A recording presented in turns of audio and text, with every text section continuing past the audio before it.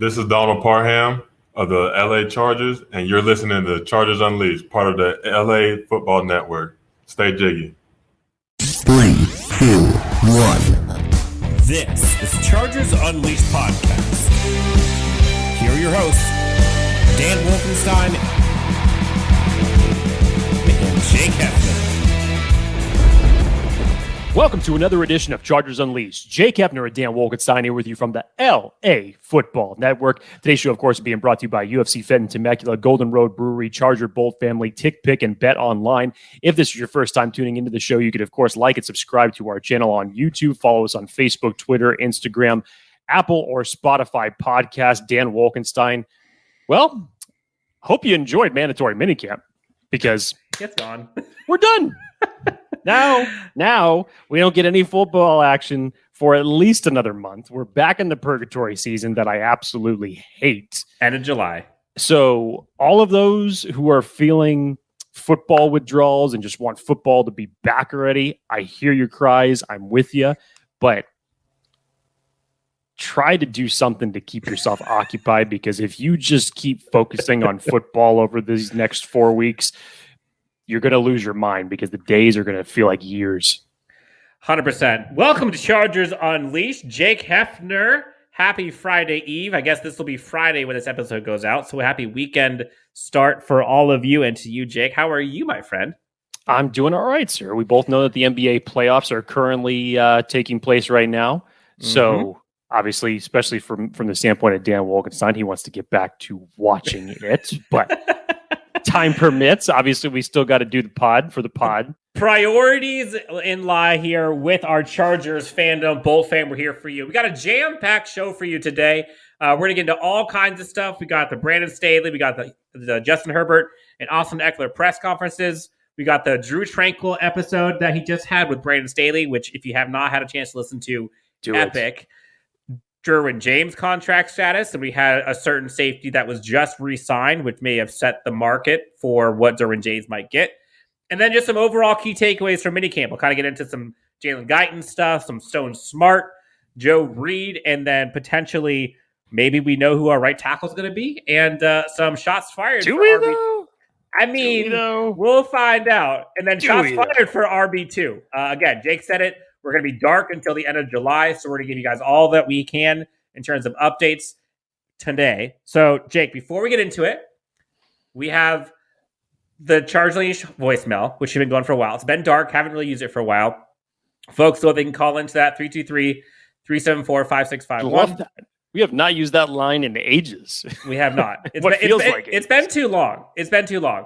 We also have a new feature that I wanted to try out. LAFB has a new text feature. So for folks listening, viewing, if you text Unleashed to 31032, again, 31032, text Unleashed, you can then use that to give any questions, comments, topics you'd like for us to discuss on upcoming episodes. Text us, and we'll go ahead and try to get it on an upcoming episode. Again, 323-374-5651 is the voicemail. 31032 is the text message. Put Unleashed. You're good to go. Jake, before we get into it, let's pay the bills. I wonder if people are putting money on Game 6. I mean, hey, we had the pod earlier this week. We talked about Bet Online. Hopefully you did that. And then, of course, the Stanley Cup playoffs that was berserk last night. Anybody that was watching that overtime game, that was nutty.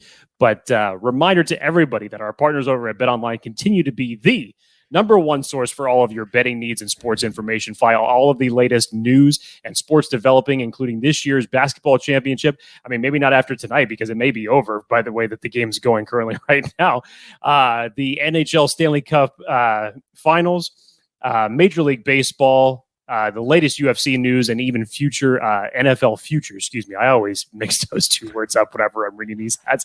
Head on over to the website to use your mobile device to sign up today to receive your 50% welcome bonus on your first deposit.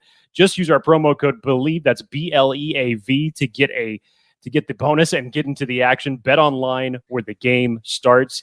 Dan, please take these. You made it through it, Jake. You made it through. Woo. Okay, wow. Let's talk Chargers. So Brandon Staley, Justin Herbert, and Austin Ekeler all had press conferences yesterday, and we heard some interesting tidbits Austin Ekeler kind of put out some questions, some alarms, asking for somebody to take the RB2 spot. Justin Herbert kind of talked about what things are going to look like going into year 2 for him in this offense. Brandon Staley talked about some guys that impressed him. Jake, let's start with Brandon Staley. He did talk about some guys that impressed him. I know he mentioned one of them was Jalen Guyton. He mentioned a few other guys. What were some of the takeaways you had from one Brandon Staley? I mean, from what he has said, obviously things that we've not gotten a chance to view during the spring. He mentioned both Jalen Guyton and Nas Adderley. We'll start with Jalen Guyton. He says that he's coming to camp, really impressed him through the mini camps that they had done earlier on in the season. He said he's good. He looks in great shape right now. He's already been putting in extra work, as we'll talk about here in a little bit. He had a great practice yesterday. 2 catches that he made that were absolutely aerobatic. One over the middle, one thrown deep from Chase Daniel that he leapt over the defender and caught. I think that was the one that they actually put out on their social media video. But Dan, we've talked about Jalen Guyton to some degree on this, and we even had mentioned it when we were talking about the 6 players that really thought were going into those make or break seasons, and he was one of them. And this is actually a big off-season / regular season coming up for him, because essentially what you're doing here is you're trying to figure out who's going to step up and be wide receiver 3. So the immediate battle for Jalen Guyton is obviously with Josh Palmer, and how is that going to carry out? And so really every single ounce of confidence that Jalen Guyton can get, every rep that he can go out there and participate in and make a good play on, is good news for him. So to hear his name this early in camp, especially after the Chargers chose not to draft or bring in a free agent wide receiver, right there, that was already a huge vote of confidence that the coaching staff was showing in Guyton, in Palmer. So they need to go out there now and they need to deliver. Yeah, Guyton, I think, is one of those guys where I think everyone's kind of talking about Josh Palmer as wide receiver 3, and he may very well be. And Josh Palmer has earned praise, which we'll talk about in here a bit, from Justin Herbert. But like Jalen Guyton is kind of showing out a bit here. So if Jalen Guyton can show up, all of a sudden you got Josh Palmer, Jalen Guyton, Mike Williams, Keenan Allen, along with Jalen Everett and Austin Ekeler and Isaiah Spiller and Keenan. Sky's the limit. Yes. Nas Adderley also showing out, and I think that's music to all of our ears. And I think if you think about it, Jake, like he has to, because he's got a few guys like breathing down his neck. JT Woods, right there. You got Mark Webb, right there. Nas Adderley, I believe it was him, Derwin James, and Asante, who all were together for training together offseason. Yes. Nas Adderley's putting in the work, and it looks like it's showing to the coach. Yeah, again, he put both him and Jalen Guyton in the same sentence, just as far as talking about it, how in great shape they are mentally. They've been really tough. He said that they both had quality springs, and they've already started making plays in mandatory minicamp thus far. So it's a good step for him. And again, Dan, we talked about it. He was another guy that was part of that 6 on that list, because his contract situation is coming up outside of what we're going to talk about with Derwin James here in a little bit. And then, of course, when you see the investment that they put in JT Woods, we just had minicamp 2 days, or the mandatory camp just a couple days ago, where Staley was lauding over the expectations for Mark Webb. So there's a lot of expectations for this safety group all of a sudden that you're seeing. And so Nas going to have to go out there and deliver. And again, I thought he had a very quietly had a very solid season last year. I thought he played more physical. Obviously, he needs to do something with the hands, because the hands just need to get fixed a little bit more when it comes to coming down with interceptions. Again, for a ball hawk type of guy that brought him to the dance in the first place, he needs to be retaining those in the NFL as well. But again, any good start that he can have now by the time he hits the ground running in training camp is a good sign. I know we're talking about this in June. I know I feel like we need to timestamp every single one of our sentences when we get done saying it. I get it. It's June, but any type of good signs that you can get from players at this level and where they are at on the depth chart, this is good. Yeah, and Brandon Staley talked about kind of the new players getting acclimated with the scheme, with the old players. I don't mean old as in older, but I mean the current roster. And he kind of talked about how the players are doing a good job. And I'm just going to read this quote here. I think the players who were on our team did an excellent job with the position groups of getting these guys up to speed as well. That's what we want to be. We want to be a player-driven program. When you have Derwin James helping J.C. Jackson, that relationship helps even more than his time with me.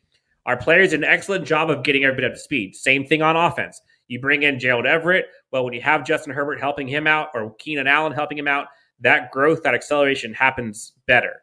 So you're seeing guys kind of getting acclimated and kind of brought under the wing very quickly. And Jake, I think all of us, first-round draft pick, Zion Johnson, lots of excitement around him. And Staley talked about it's one thing to go all pro in your rookie season like you did with Rashawn Slater, but he mentioned he thinks that Zion's going to set his own standard of performance and is excited to see him in pads because that's what it is for any player, but particularly a lineman. He stepped in and fit right in. So Zion impressing already. Anything else on Brandon Staley before we get into 01 Justin Herbert? No, I think those were kind of his key takeaways. I know he was asked about Bryce Callahan as well, how he was going to fit into the secondary and how calm he feels with him in there. I think that was about it outside of talking about Justin, and he did touch a little bit on the RB2 situation, which I know was more pertinent from the comments of Austin Ekeler. But other than that, it was solid. It gave us a few tidbits, a couple of little nuggets as far as what to go into this purgatory part of the season with. But it was good. Good. Justin Herbert, Jake, is all of us when he says, I need football. Justin Herbert on the mic had a few things that were interesting. He talked about kind of himself and his love for the game. I think the great thing about football, this is Justin Herbert for me, is I need football. I love waking up and going to work and lifting, running, throwing, and watching film. I think too much of time can kind of be a burden to me sometimes. So I always look forward to having stuff to do, whether that's watching film or us throwing or being out here for OTAs. I think that's kind of what I look forward to. Jake, is that not music to your ears? Like every person's ears? My goodness. How can you not be romantic about football listening to something like that? I love that tango. We kind of forget a little bit, and I understand why he's so excited about this, not just for his own personal reasons about his love for football, but remember, last year, they didn't get a chance to do any of this as far as having that film, being able to watch it, being even at this part of training camp, because most of these things were done virtually last year. So I think he's just happy to get it back to a somewhat sense of normality. Again, even when he first came in the league, it was even worse during that whole process in the offseason as far as what the regulations were. So really this year, when you think about it, as far as the experience for him, it's the first season where an offseason has felt somewhat normal. Yeah. There's a lot. I mean, obviously, there's a lot of excitement around Justin Herbert, but honestly, I think there's more excitement from Justin Herbert. And it's kind of like childish in a good way that he just wants to play, man. Like, it's not about anything more than just like going out there and do what he loves. Jake, finally, Austin Ekeler had some things to say. Love it. Let's just say he basically called everyone out and said, bring it. We've heard Austin Ekeler in the past, even last season, talk about someone needing to step up, take the RB2 spot. Justin Jackson, Joshua Kelly last year, Larry Roundtree didn't really do it, if we're being honest. This year we got Isaiah Spiller in the house. We got some undrafted free agents that are now, in theory, should be vying for that RB2-3 spot. Austin Ekeler wants them to take snaps from him.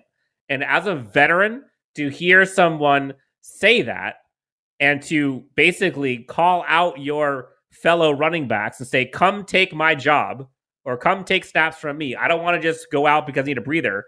I want to go out because you need to be in. You love to see it. You hope somebody takes him up on it. For about 30 seconds, Austin Ekeler tapped into the nerve of the entire Chargers fan base, something that Chargers fans were clamoring for last year, for someone to step up, to take some type of relief, albeit off an amazing season that Austin Ekeler had. No, not taking anything away from what he did in the production that he brought to this offense. But man, dude, someone give this poor guy a break. We've been looking for an RB2 essentially now for the last 2 years. You draft Joshua Kelly. You draft Larry Roundtree. This year, you draft Isaiah Spiller. Somebody has to do it. And Dan, I love the quote so much so that I even tweeted it. And I tried to do, obviously, as much verbatim as I could do in, I forget how many characters they do. Characters, whatever the hell the characters is on Twitter now. But here's his quote. I want these guys to come challenge me. Let's go. Bring it. Come on. Come earn some reps. That's what I want it to be. And I hope that that's what their mindset is. I want you to come and earn because that's how it was for me. Yep. And I will say he did call out Isaiah Spiller. He said that he does like the way he is with the film. He said that he is making mistakes, but as a rookie, that's what you want. But he likes the fact that he's very vocal and he thinks he's going to be a good addition to the team. And again, if they don't, Austin Ekeler is just going to be another top 3 fantasy running back and go get another 20 touchdowns, 1,500 yards. No big deal, right? Yeah, no big deal. So, Jake, that's it for the press conferences. I know we got a ton of stuff to go over today. Again, next on the list, Drue Tranquill podcast. Again, for folks who have not had a chance to go listen to it, Drue Tranquill is an excellent interviewer. He put out his new Drue Tranquill podcast, I believe it was last season. Really insightful podcast. He's talked to Justin Herbert, and recently he just had it. I think it went out this morning, Jake. Drue Tranquill talked to one Brandon Staley. I personally have not had a chance to listen to it, but I know you were clamoring to talk about it because it talks about our coach in a way that most people don't really get a chance to hear about him. So, Jake, the floor is yours. So I still need to finish the last 10 minutes of it, but I've listened to a majority of it, and think about this as a fireside chat with a coach and just learning about him more personally. Obviously, they talk about coaching, they talk about the team, but they go into more of his philosophy, his history, his mindset, and how he approaches the game. So Drue Tranquill asked Coach Staley a question as far as just, and this is how he put it. And again, this is one of those circumstances where I can't put the entire response in one tweet because it was flat out amazing. But he basically said to him, he's like, is there ever any situations where that a player essentially changes the way you thought? And he said, absolutely. He's like, I think it happened yesterday. And he mentions a conversation with Khalil Mack and them talking about Leonard Floyd when they're going all the way back to their Chicago Bears days. And he was basically saying to him, and not in a detailed amount of context, but it's like, hey, remember when you used to use, and he was referring to him as Flo, but Leonard Floyd as, in this package, essentially. And they would start talking. And then all of a sudden, Staley would say something just all of a sudden clicks to where it's a different type of approach to him, to where he didn't notice things. And this was the quote that I took away from it that really emphasizes what he's trying to say. He's like, they, meaning the players, have the lens that you're looking for as a coach. Ultimately, that's why you coach, is for your players, not for anybody else. I've learned more from the players, I think, than any other coach that I've been part of a staff for. So he takes in a lot of feedback from his players. And there's another quote that he eventually goes on to it that digs deeper into the type of coach that he wants to be. But I just thought that when was the last time we've all heard these terms of players coach. You took the words out of my mouth. In terms of coaches for the Chargers, we've never heard anything like that. I'm sure have some of them done that, here and there, but to have the type of philosophy, the goal that Brandon Staley has, as far as, outside of the X's and O's, he takes pride in earning respect from his players. He takes pride in getting to know them personally and making it a family. That's another level of trust and respect. Yeah, I agree. And I think I don't want to use the term revolutionizing because I know he came from McVay. There's a few people in this league that do this, but Brandon Staley, I feel like is a hybrid because yes, he's a player's coach, but he's also a coach's coach. Coaches love him and around the league love him. So it's not just like Anthony Lynn is a player's coach, but we saw how that went. And yes, he wants to earn the respect from his players, but also everyone on the coaching staff. And I think the thing that helps drive that, Jake, is the fact that he works as hard or harder than everybody else. And you see that kind of trickle down throughout their coaching staff and the players, is everyone is held accountable, including himself. So, again, folks, go listen to the Drue Tranquill podcast with Brandon Staley. Great episode. Jake, we'll talk about Derwin James' contract status here in a second, but let's kind of just go through some quick kind of key takeaways from minicamp. Obviously, we talked about Jalen Guyton, who impressed. Josh Palmer also impressed some folks. We have an undrafted free agent who is getting crazy. Joe Reed, right tackle, RB2. So why don't we just start with, let's start with Josh Palmer. I know Justin Herbert called him out specifically. I think someone had a question about him in a press conference. Josh Palmer also impressing during minicamps. Indeed. So not only are you getting praise from, I was confused with Jalen Guyton. So yes, what Herbert had to say as far as Josh Palmer goes, said he's been much more confident. He's a guy that came in really early last year and he picked up the offense pretty easily. But this year, it's a different Josh Palmer. He knows exactly what he's doing. And from there on, he basically went on to say multiple comments about how much he trusts him and vice versa. Vice versa. Sorry. Josh Palmer, honestly, like there's a ton of players who I think could have a big jump from last year to this year. Josh Palmer might be up there with the top of them for jumps from his rookie year to second year. A lot of expectations for Josh Palmer this year. How many people out there know the name Stone Smart from Old Dominion? Anyone? Bueller? Stone Smart, undrafted free agent, Old Dominion, former quarterback. I think you and I had talked about him briefly on the undrafted free agent / rookie class episode where we talked about everybody that was there. He's showing some flashes as tight end now for this team. I think Daniel Popper talked about him a bit on his latest takeaways. Joe Reed is also kind of showing some reemergence. Granted, it's going to take a lot for him to make the team still, but between Stone Smart and Joe Reed, which one of those do you think is more salivating for Chargers fans? Some guy they have no idea who it is, or the possibility of Joe Reed having a reemergence on his team?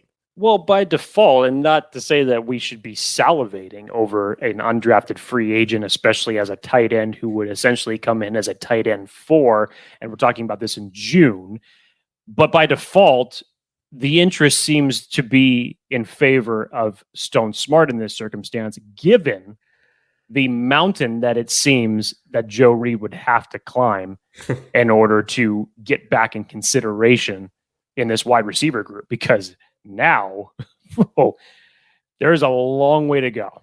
There's a long way to go for him, just given the fact that last year was pretty much a redshirt year. Just to make the practice squad, to be honest. Just to make the practice squad, yes. And you're talking about a former 5th round pick? 6th, I believe. I thought it was a 5th round pick. You might be right. But he's already, apparently, according to Daniel Popper, he's back. He's healthy. He's been making 50-50 contested catches already in mandatory minicamp. But again, you go back to that and you look at this wide receiver room, and Keenan Allen, Mike Williams, Josh Palmer, Jalen Guyton. 4. Why am I forgetting the return? DeAndre Carter. Thank you. Well, that's 5. That's 5 already.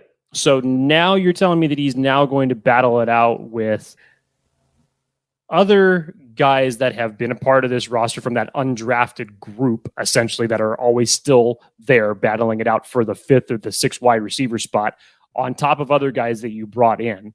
So essentially, does he have the best chance to win wide receiver 6? I don't know. Maybe he does. And do you bring 6 receivers, or do you? That's just my point. You may not even bring 6 receivers. You may not even do it, given the needs that you have elsewhere on your team. So who knows? Even if it is 6 that they end up retaining, Dan, I don't know if these next 2.5 months are going to be enough time for him to come back to that level of contributing.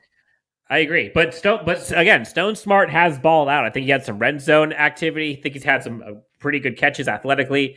He's played quarterback in the past. He's played wide receiver, tight end, so he can kind of do it all. He was one of the guys I had talked about standing out in my eyes early on.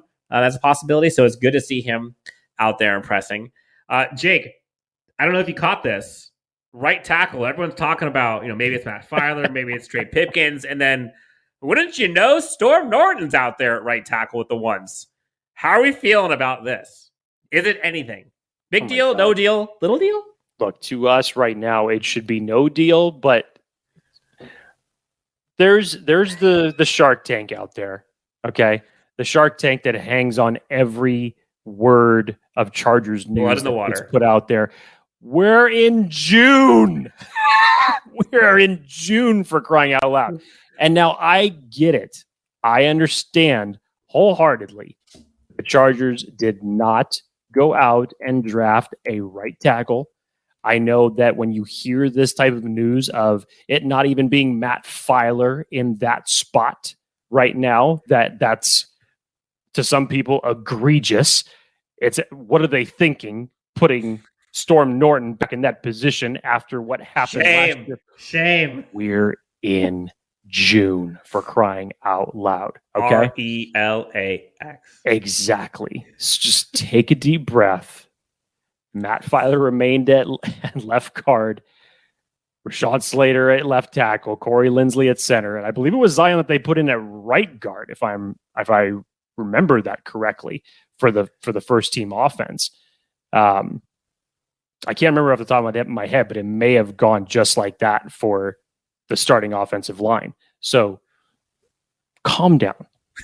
Just I want to see every single possible offensive line mix up, shape up we can get. Like, honestly, I want everyone to play every position and just see what everyone does. Like, we have that luxury of having a pretty deep offensive line group, especially on the interior.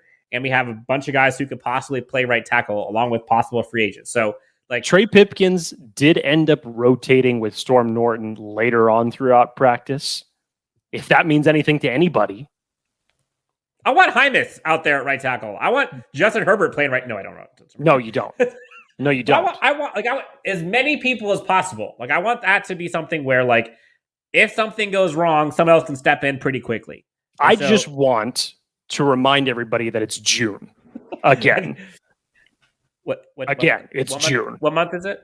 It's June. Oh, it's June. It's June. Okay, fine. It's June. So I guess since it's June, Jake, I want to remind everybody that you can actually go onto LAFB.com. I think it's LAFBnetwork.com, excuse me. And you can use the promo code Unleashed to get yourself 25% off any of the swag we have on the site. Fourth and Staley, you got your rally towels. You got the I'm not bleeping tired Joey Bosa up there. You got the hats. You name it. Again, use the code Unleashed, get 25% off, and get some swag on for the regular season. Jake, moving on. Again, we talked about this being a rapid fire episode. Derwin James may have noticed a certain someone get paid quite a bit of money over in Pittsburgh. And a Minka Fitzpatrick now, I believe, reset the standard for safeties before Derwin James got a chance to get his contract done. So in my eyes, I think this is probably good news for Derwin James' pocketbook, bad news for Tom Telesco's and the Chargers, but kind of gets the ball rolling in terms of what we could expect for the Chargers and the Derwin James contract. So I guess the question to you, how much do we think a Derwin James contract is going to be around, and when do you think it could happen? Before or after training camp starts? I mean, look, the expectations, the reports that have already been put out were stating that they were the hope was that it would get done before the regular season. Okay, before regular season, before the regular season begins. That was the reports that came out. Okay. And literally the very next day, of course, after we do this show, we're talking about these and feeling really optimistic. And trust me, I think it should happen. And when you look at what happened with Minicamp Fitzpatrick yesterday, this is just a precursor to a lot of other guys in the secondary that are waiting to get paid. So the bar has now been set. So guys like Jesse Bates, guys like Derwin James, they're waiting for their paydays. we would really like to see Derwin James be the next name off this list, so you do not have to contend with any numbers.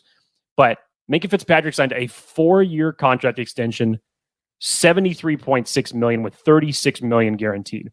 18.4 million per year. 18.4. Back last January, I saw this from Popper because these were his original numbers that he had Derwin coming in. I think it was around 17.4 or 17.6 per year. And this was last January. This was this past January. Jamal Adams just got 17.5, so I think he was trying to beat that. Yes. So it was right around that. Now, it's hard for us to really predict the number. Do I think that ultimately when he gets signed, do I think it's going to be higher than this? Yes. Do I think it could also be in the same neighborhood as this? Yes. And the reason that I do say that is because how much are the Chargers going to take into account the injured years of Derwin James? Because when you look at Minkah Fitzpatrick over his career, the one thing that he has been, especially since he's gotten traded to Pittsburgh, is he's played a considerable amount of games. He's played definitely a more considerable amount of snaps than Derwin is. Now, is Minkah Fitzpatrick the same type of safety as Derwin James? And no. No, great player. Don't get me wrong. Great But player. as far as how you utilize Derwin James, this is where the value in terms of price tag comes up. So it's what, 18.4? That is what it is right now for Minkah. Yeah, you could. I mean, there's people out there that are putting numbers out to say 19 or 20 million for Derwin James. And honestly, if we're really going to nitpick over, it's a blank check. $500,000 or $1.5 million in a year in that type of circumstance, no. And would you be mad at it? No. Why would you? The one thing that I could see happening is Tom Telesco pulling rabbit out of his hat. It might not eclipse what Minkah Fitzpatrick did in terms of AAV, but I could see him doing something where he gives him a little more guaranteed, where he gives him kind of that safety net and allows him to, because again, like people always wonder about the injury concerns, but if you can help improve and increase the kind of insured money you're going to get, that might end up kind of helping out. Also, I know this is a stupid take, but I'm going to say it anyways. Like, I genuinely think that Derwin is kind of a Chargers lifer. He just has that vibe to me. And so, not that he's going to do what Tom Brady did, where he took pennies, but like, I could see him doing I want a damn good team. And if I take more money, we're not going to have as good a player. So maybe if I can cut a little bit off here, and you guys promise me to go out and get crazy and get aggressive, like, I could see both him and Justin kind of having that same mentality. Yeah, it's not a stupid comment, Dan. It may be a low-hanging fruit comment, just because we've heard about this extension going all the way back to the early part of regular season this last year. And now, of course, hearing about the reports earlier this week, and then hearing the way that Coach Staley just gushes about how valuable Derwin James is to this team. And then even to hear Derwin talk about it, just like he doesn't have a care about it. He's just like, it'll get done when it gets done. So he's not really worrying about it. Isn't there a Texas term like shit'll buff out? Have you heard that term? I haven't heard that term. I think there's a term for folks in Texas. Let me know. I think it's called shit'll buff out, which means like it'll work itself out. It's fine. There you go. But I think it's because of that, as opposed to other players that we've had in the past for contract holdout situations, been completely different. So the Chargers really haven't, and more importantly, their fan base hasn't really had to worry about it. The only thing you really have to worry about it now is now you're on the clock. The bar has been set. The numbers have been laid down. And you've got other people that are waiting other than Derwin James. So you just don't want it to get into that numbers battle. Good thing is when Tom Telesco, if you look at the free agents that he's brought in just in this year alone, those contracts have looked pretty damn good. I think the one question, and I know I'm the optimist, but I'm just going to put on the devil's advocate hat. No shit. Really, Wolkenstein? Hold on. No, not yet. Not yet. Hold on.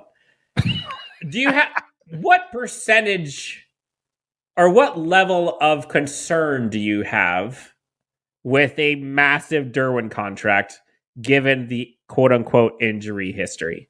Yeah, I mean that's a risk that you take. and even still, but like, is it a risk? Like, do you see that as being like, oh, it's a risk? I mean, I think kind of what you were saying, Dan. It also kind of depends on how the contract's structured. You really can't fully assess that until you see how everything is really laid out. And I'm not talking just at face value when someone comes out, breaking news, announces a 5-year contract for X amount.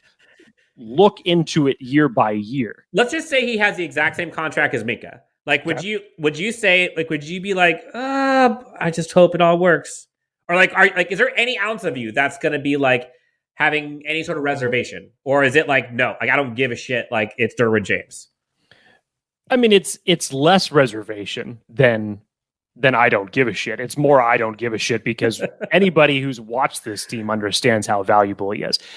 It's hard to ignore a little bit of the injuries that he has gone through. Again, even what we just found out, the man had a torn labrum in week 3 and still ended up playing a majority of the season. And made it to the Pro Bowl.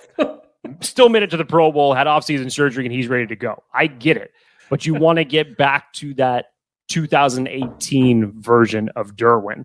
And again, for the aspects of him being injured, especially last year, you need other guys to assist him in moving around, that you can't just depend on him to be that guy, because the Chargers, obviously, based on their third down defense, they couldn't cover anything. And it damn sure wasn't Derwin James' fault. I'll give you that much. So it's how the Chargers have clearly said that they're going to invest in this defense, more importantly, invest in Derwin James to utilize him as the chess piece, as we've said on this last show, get him closer to the line of scrimmage, have him cover the tight ends, move him around, get him out of the strong safety spot. As good as he is in that spot, we want to get him out of it so we can bring the defense with so many different looks. Man, I can't wait to see Derwin on the field again, which we had the exact same feeling last year when he's come back from an injury. Can't wait to see him on the field. Like, now with all these other pieces that we've added, like, can't wait to see what that looks like. Jake, we've had a ton of stuff going on. We already had the Zion Johnson event. We had the giveaway that went out for that one. I believe they actually received their helmet today. We have the Donald Parham giveaway going on as we speak. So if folks have not had a chance to go look at that, go on to Twitter. I believe all the rules are on there, but it's basically follow, subscribe, and you'll be entered to win a Donald Parham. I said his name correctly, Jake. Donald Parham signed mini helmet. Take that, grammar police. We have some other fun things in store. Wink, wink, possibly another giveaway or two by some pretty high-profile players that may or may not be signing some stuff for us that we can give to you guys. Jake, anything else you want to tell the great friends of Los Angeles Chargers Nation before we head out of here for the weekend? Well, Dan, we better be coming up with some good stuff over the next month because everybody's disappearing. all the players are going, Herbert's going back to Eugene. I know Trey Pipkins is going back with Rashawn Slater to Texas to train with Duke Manyweather. The players aren't coming back for Tillery's probably going to Hawaii. He loves Hawaii. And we got to figure something out. So I think we will. I think we got a pretty good slate of things coming up over the next 4 weeks to get us through this purgatory part of the season. 100%. All right, guys. So for Jake Hefner, again, you can find him at Jake T. Hefner, myself at Chargers Homer. Again, for folks who did not hear it at the top, you can go ahead and text 31032, and you can text the name Unleashed, and you can put any questions, comments, or topics you'd like us to discuss on a future episode, and we'll go ahead and do that. Or you can leave a voice about the Chargers Unleashed hotline. But until then, you can find us, like, subscribe, anywhere you find on social media, whether it's Twitter, Facebook, Instagram, YouTube, everywhere else. I think you're a Spotify person as well, Jake. So I think it's time we get into the weekend. Chargers fans, let's enjoy this. It's going to be dark for a bit, but we're going to try to shed some light and have some fun here in the next month and a half before we get crazy with training camp starting. Until next time, Chargers Unleashed. We out. Have a great weekend.